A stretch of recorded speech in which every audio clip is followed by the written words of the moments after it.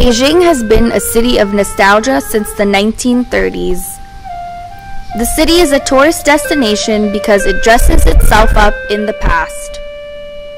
The display of tradition is Beijing's tradition. Tradition is woven in the fabric.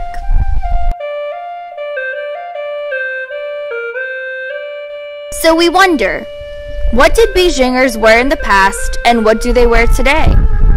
How does what they wear now invoke the past? And where do they wear certain types of clothing?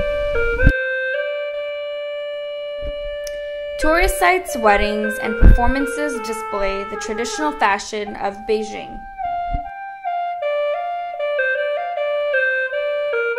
Anyone can dress up as imperial royalty, with a small fee, of course.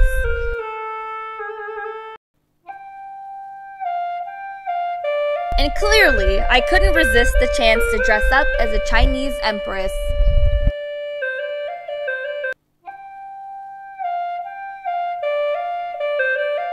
Workers at tourist sites wear traditional clothing as a way to display Beijing's past. We saw an imitation of Puyi, the last emperor, inviting us into a trinket shop. We visited Nanlo Guxiang, a heavily commercialized hutong that largely caters to a tourist audience.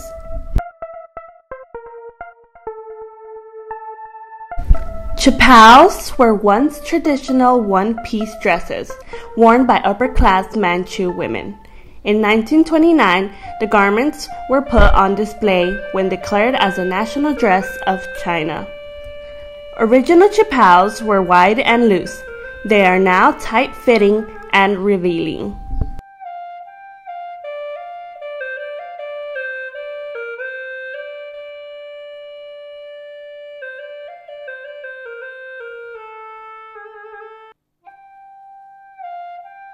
During our visit to the Forbidden City, we saw some newlyweds who posed for wedding shots. The couples posed in an imperial courtyard to feel Beijing's ancestral royalty. Traditional clothing is also displayed through performances.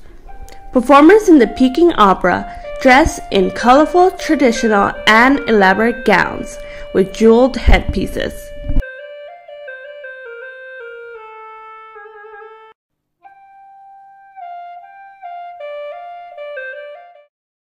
Today, Beijing designers transform what was thought as old and traditional into modern and trendy.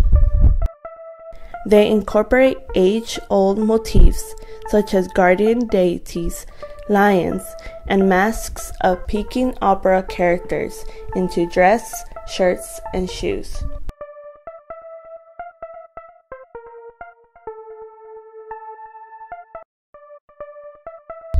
Traditional fashion is thus displayed for audiences at tourist sites, in weddings, and performances.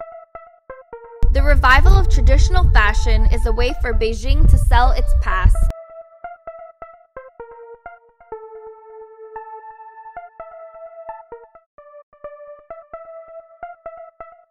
This display serves as a way for the city to capitalize on its imperial past.